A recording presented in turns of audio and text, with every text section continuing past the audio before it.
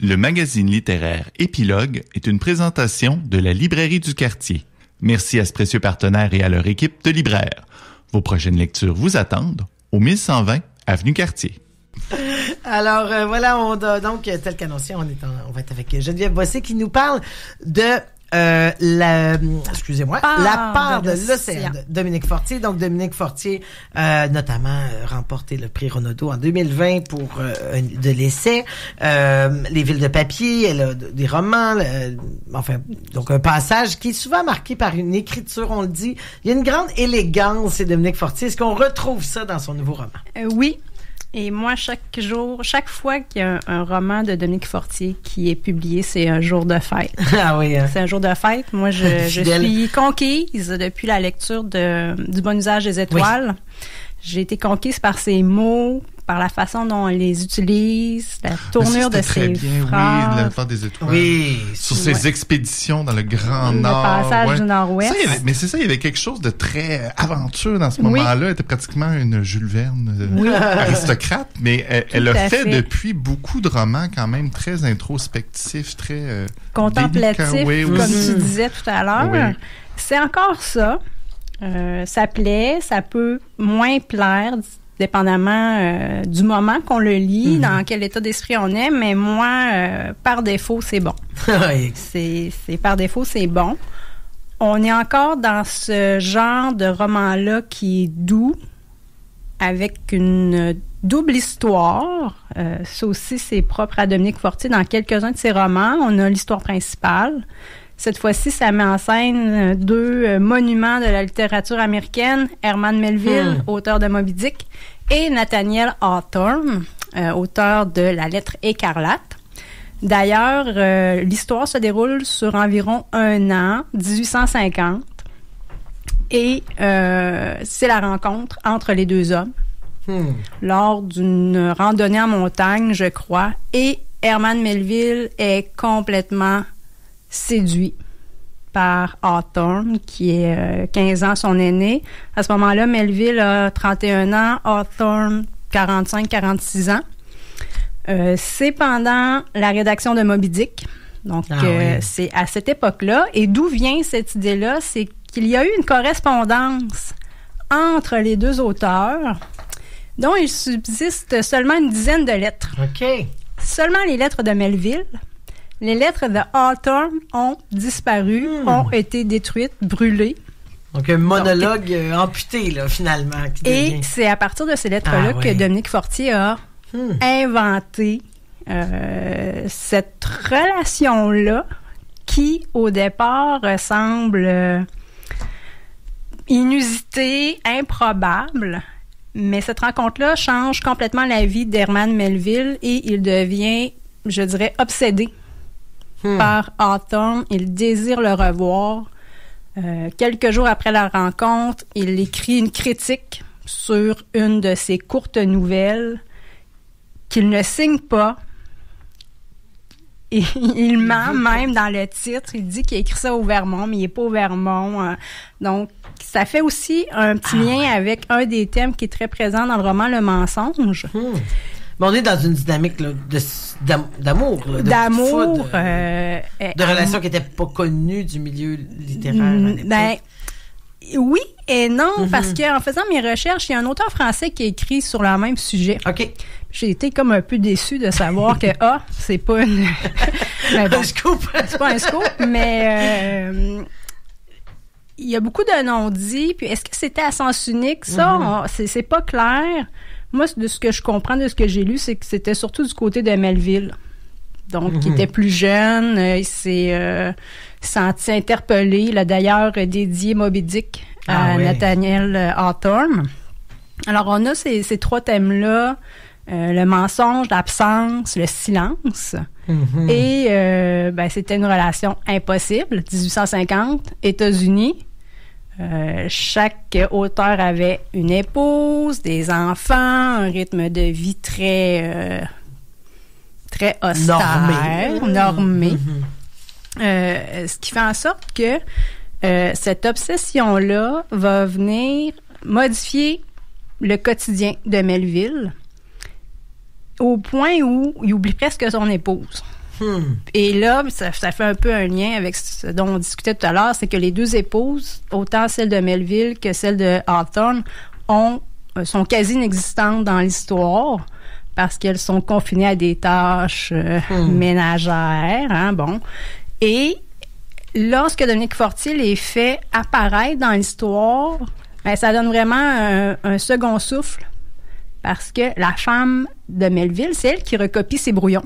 Donc, à la fin de la journée, elle prend ses brouillons, puis avec sa belle écriture juste, elle réécrit pour que son mari puisse bien relire les propos écrits dans la journée. Elle a commencé à trouver ça louche à un moment donné, cette passion de son mari pour un autre homme. C'est la femme de Hawthorne, la première, qui se rend compte qu'il y a quelque chose, parce qu'en faisant le ménage dans la paperasse de son époux, elle approche une lettre près du feu et elle voit que ça a été écrit au vinaigre.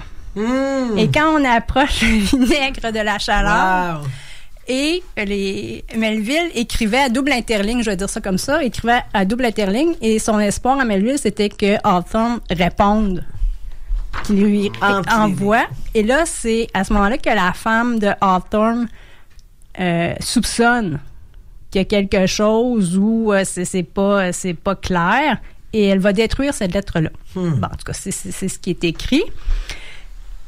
Et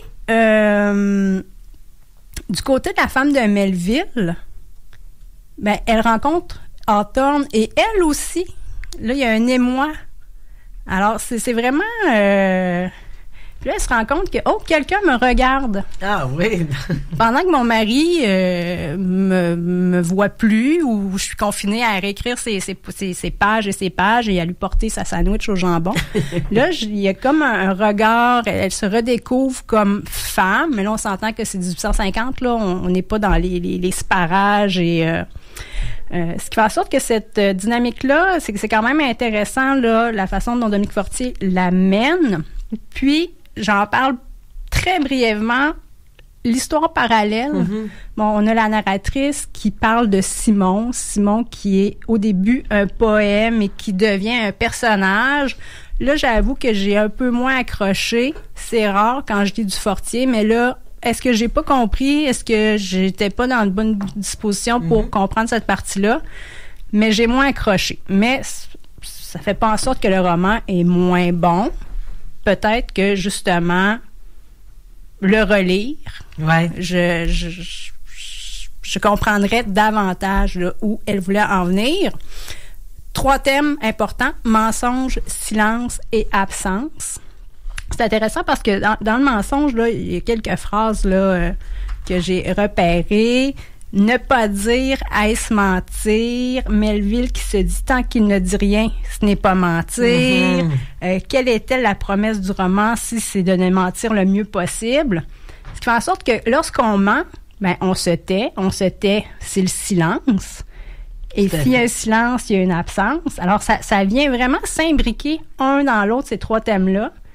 Puis l'absence, ben c'est l'absence de désir. Est-ce que Hawthorne ressent la même chose que moi pour lui? C'est les 2 épouses qui voient bien que leur mari, ben il y a quelque chose qui se passe.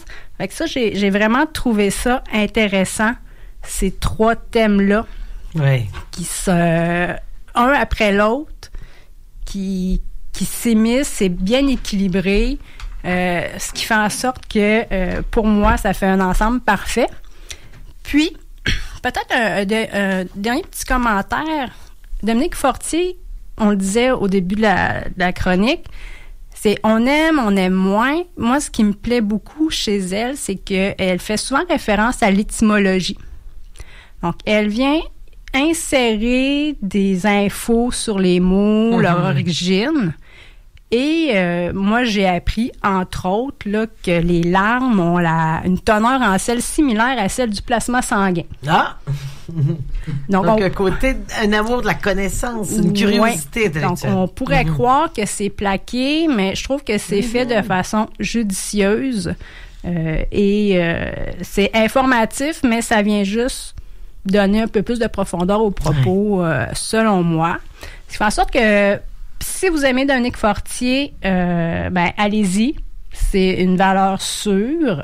C'est peut-être plus un livre qu'on lit en vacances ou quand on n'est pas stressé ou quand on a du temps. Pour bien l'apprécier. Mm-hmm. C'est ça, des fois, dans le fond, c'est de la lire au moment où on est ralenti un peu pour apprécier. Parce que quand on va trop vite, on manque l'essentiel de son talent, là, parce qu'on va trop vite. Puis même, je l'ai lu 2 fois. Là, je l'ai lu à sa sortie, évidemment. Puis moi, je lis toujours ça lentement parce que je sais que c'est fini après. Il faut que j'attende 1 an ou 2 ans. Je l'ai relu avant de venir, il y a 2-3 semaines. Là. Puis j'ai pas eu la même compréhension. J'ai vu des trucs que j'avais pas vus la première fois.